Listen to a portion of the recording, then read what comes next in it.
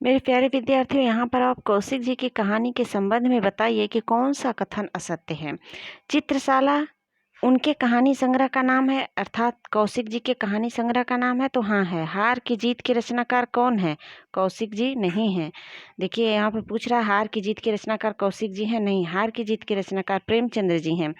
कौशिक की कहानियों के विषय सामाजिक समस्याओं से जुड़े। हाँ, कौशिक जी की कहानियाँ सामाजिक समस्याओं से जुड़ी हुई है। कौशिक जी ने दहेज प्रथा, पर्दा प्रथा, बाल विवाह का विरोध अपनी कहानियों में किया है, तो हाँ किया है।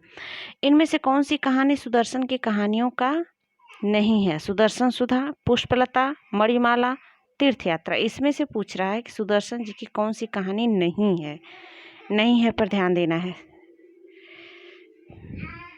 मणिमाला सुदर्शन जी की नहीं है। एथेंस का सत्यार्थी कहानी के लेखक कौन है? एथेंस का सत्यार्थी कहानी के लेखक सुदर्शन जी हैं। इनमें से कौन सा कहानी संकलन प्रसाद की कहानियों का संकलन नहीं है? प्रसाद जी की कहानी इनमें से कौन सी कहानी नहीं है? गल्प मंजरी नहीं है। बाकी प्रतिध्वनि है, इंद्रजाल और छाया, ये तीनों कहानियां हैं। छाया इनके कहानियों का संग्रह है। छाया जो है प्रसाद जी की ऐसी कहानी संग्रह है जिसमें कई कहानियां लिखी हुई है। बाकी इंद्रजाल भी प्रसाद जी की कहानी है, प्रतिध्वनि भी है, गल्प मंजरी नहीं है। कौन सी कहानी प्रसाद द्वारा रचित नहीं है? ममता, प्रतिध्वनि, शालवती या फिर सुजान भगत? सुजान भगत प्रसाद जी द्वारा रचित कहानी नहीं है। बाकी ये तीनों ममता, प्रतिध्वनि, शालवती, ये तीनों प्रसाद जी द्वारा रचित कहानी है। बुद्धगुप्त एवं चंपा किस कहानी के पात्र हैं? आकाशदीप। बुद्धगुप्त एवं चंपा आकाशदीप कहानी के पात्र हैं। देवरथ के नहीं है, पुरस्कार के भी नहीं और ममता के भी नहीं। ये तीनों जो ये बुद्धगुप्त एवं चंपा एक कहानी के पात्र हैं और यह उस कहानी का नाम आकाशदीप है। देखिए, अरुण एवं मधुलिका किस कहानी के पात्र हैं? अरुण एवं मधुलिका पुरस्कार कहानी के हैं। हाँ, पुरस्कार कहानी के ही हैं। अरुण एवं मधुलिका जो कहानी के पात्र है, पुरस्कार कहानी के पात्र है। सिंहगढ़ विजय, पन्नाधार, रूठी रानी, अम्बपालिका कहानियों के रचयिता का नाम क्या है? आचार्य चतुरसेन शास्त्री। आचार्य चतुरसेन शास्त्री द्वारा लिखित कहानी सिंहगढ़ विजय, पन्नाधार, रूठी रानी और अम्बपालिका कहानी रचयिता का नाम ये चारों कहानियां जो है आचार्य चतुरसेन शास्त्री ने लिखा है। मुझे लगता है शायद आप लोगों को छोटा दिख रहा होगा इसमें। देखिए, निशानियां और दो धारा किस लेखक के कहानी संग्रहों का नाम है? उपेंद्रनाथ अश्क। निशानियां और दो धारा कहानी संग्रह जो है उपेंद्रनाथ अश्क द्वारा लिखी हुई है। देखिए, उपेंद्रनाथ अश्क। ठीक। प्रेमचंद्र युग का कौन सा कहानीकार सामाजिक यथार्थ को नग्न रूप में प्रस्तुत करने में सिद्धहस्त माना जाता है? सामाजिक यथार्थ को पांडे वेचन शर्मा उग्र ने बिल्कुल यथार्थवादी कहानियां लिखी हैं और इनके ये जो है किसी भी कहानी को या फिर ये ऐसे कहानीकार हैं जो सामाजिक यथार्थ को नग्न रूप में प्रस्तुत करने में सिद्धहस्त माने गए हैं। पांडे वेचन शर्मा उग्र जी। इनकी आत्मकथा अपनी खबर है। उग्र जी की आत्मकथा अपनी खबर नाम से है। सतमी के बच्चे किसका कहानी संकलन है? राहुल सांकृत्यायन जी का है कहानी संग्रह। कानों में कंगना, राधिका रमण प्रसाद सिंह। देखिए, मैंने कहानी पर वीडियो बना रखी है, उसमें मैंने ट्रिक से याद करवाया है। कानों के कम नाम है। मैंने कहा कि राधिका जी ऐसा कानों में कंगना पर पहनती हैं जो कि काफ़ी सुंदर लगता है इस तरीके से। और राधिका जी के कानों के कंगना को देखकर इंदु नाम की एक औरत होती है, वो भी वैसा ही कंगना पहनना चाहती। इस प्रकार हमने ट्रिक बना रखा है। आप लोग कहानी वाली वीडियो जाकर अब तो आप लोग देख लीजिए। यहाँ पर देखिए, इनमें से कौन सा कहानी संग्रह उग्र जी का नहीं है? दोजक की आग, कहानी कौमुदी, इंद्रधनुष और चॉकलेट। कौन सी कहानी उग्र जी की नहीं है? कहानी कौमुदी उग्र जी का नहीं है, बाकी ये तीनों कहानियाँ दो जग की आग, इंद्रधनुष और चॉकलेट, ये तीनों कहानियाँ पांडे बेचन शर्मा उग्र जी द्वारा लिखित है कहानी है। ठीक। प्रेमचंद्र युगीन कहानी की कालावधि क्या है? प्रेमचंद्र जी का जन्म आप लोग जानते हैं 1880 ईस्वी में जन्म हुआ था और 1936 ईस्वी में इनकी मृत्यु हो गई थी प्रेमचंद्र जी की। प्रेमचंद्र युगीन कहानी की कालावधि बताइए।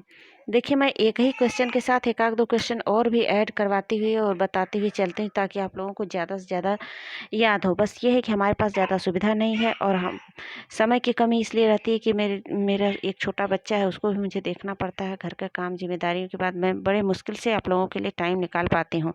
उसके बाद भी आशाजनक रिजल्ट मुझे नहीं मिलता है तो मैं कभी कभी निराश होकर वीडियो नहीं भी बनाती हूँ।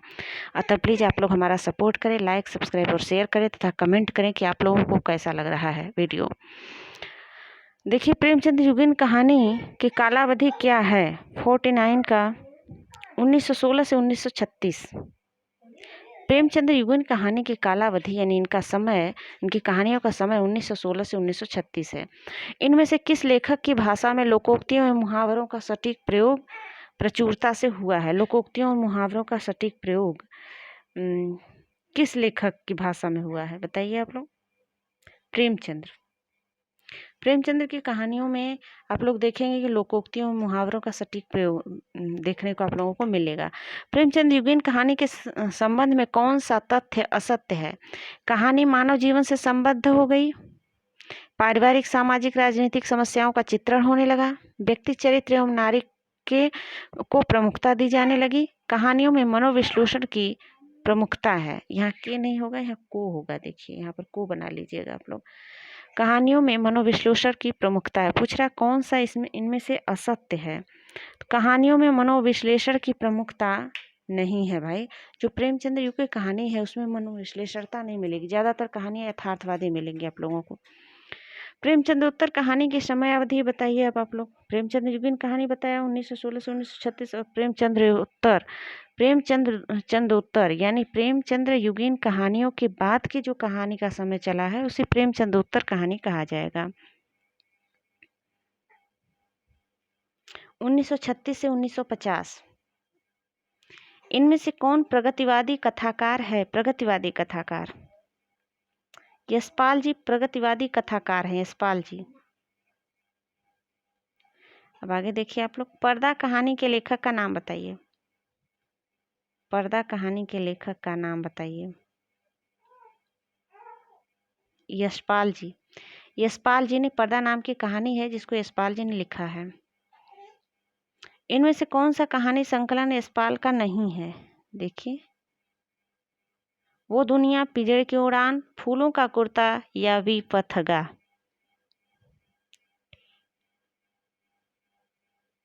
विपथगा या यशपाल जी का नहीं, बाकी वो दुनिया, फूलों का कुर्ता और पिंजड़े की उड़ान, ये जो कहानी है यशपाल जी की कहानी है। खितीन बाबू कहानी के लेखक कौन है?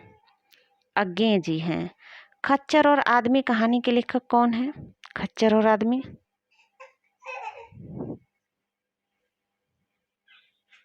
यशपाल जी। खच्चर और आदमी, इस कहानी के लेखक जो है यशपाल जी है। जैसे जो व्यक्ति यशस्वी होगा वह खच्चर नहीं हो सकता, खच्चर की तरह उस व्यक्ति का जीवन नहीं हो सकता क्योंकि वह यशस्वी है। तो चूंकि नहीं हो सकता इसलिए यशस्वी व्यक्ति खच्चर और आदमी का कद्र नहीं करता है। अतः खच्चर और आदमी कहानी के लेखक यशपाल जी हैं। देखिए, मैंने आप लोगों को ट्रिक से याद करा दिया है और एक वीडियो मैंने कहानी पर बना रखी है जिसमें मैंने ट्रिक से याद करवाया है बहुत सारी रचनाओं को, उसको आप लोग याद कर लीजिए। इसके बाद क्वेश्चन आंसर का सेट लगा लीजिए। मैंने इसके पहले की वीडियो में भी कुछ क्वेश्चन आंसर के सेट डाल रखे हैं, बाकी के जो बचे हुए क्वेश्चन आंसर थे उसको मैंने इस वीडियो में बताया है आप लोगों को। अतः आप लोग ध्यान से पढ़िए, समझिए और वीडियो को पूरा लास्ट तक देखा करिए। इनमें से कौन सा कहानी संकलन अज्ञेय का नहीं है? यदि आप लोग वीडियो को लास्ट तक नहीं देखते हो तो फिर हमें ऐसा लगता है कि शायद आप लोगों को वीडियो पसंद नहीं आ रही या फिर आप लोग ऊब रहे हो। खंडहर की आत्माएं, यह कहानी अज्ञेय जी का नहीं है। चौथे विवाह की पत्नी किस कहानीकार की रचना है? इलाचंद्र जोशी का है। मैंने बताया एक व्यक्ति जोश में रहता है, वह बीमार रहता है, उसकी चौथे विवाह की पत्नी मर जाती है तो प्रेतात्मा हो जाती है। इस प्रकार प्रेतात्मा, चौथे विवाह की पत्नी, रोगी, इस प्रकार के बहुत सारे नाम हैं कहानियों के, जिसको मैंने ट्रिक से बता रखा है आप लोगों को। और मैंने बहुत सारी वीडियो ट्रिक से भी बता रखी है, उन सबको आप लोग देख लीजिए। उसके बाद इसे देखेंगे तो बहुत जल्दी आप लोगों को समझ में आएगा। किस कहानीकार की कहानियाँ मनोविज्ञान की दृष्टि से केस हिस्ट्री से प्रतीत होती है? बताइए आप लोग। इलाचंद जोशी की कहानियाँ केस हिस्ट्री से प्रतीत होती है। आगे देखिए आप लोग। देखिए, काम भावना एवं यौन समस्याओं पर कहानियाँ लिखने वाले कहानीकार का क्या नाम है? अब बताइए आप लोग। आरसी प्रसाद सिंह जी हैं, जो इस प्रकार कहानियाँ लिखते हैं। वसीयत कहानी के लेखक का नाम बताइए। भगवती चरण वर्मा ने वसीयत नाम की कहानी लिखा। अहम ब्रह्मास्मि कहानी के लेखक कौन हैं? भीष्म साहनी जी अहम ब्रह्मास्मि कहानी के लेखक हैं।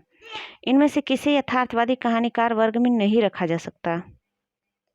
इलाचंद जोशी यथार्थवादी कहानी नहीं लिखते हैं, शायद मनोविश्लेषणवादी कहानी लिखते हैं। इलाचंद जोशी किस वर्ग के कहानीकार हैं? देखिए, हमने कहा था ना मनोविश्लेषणवादी कहानी के लेखक हैं।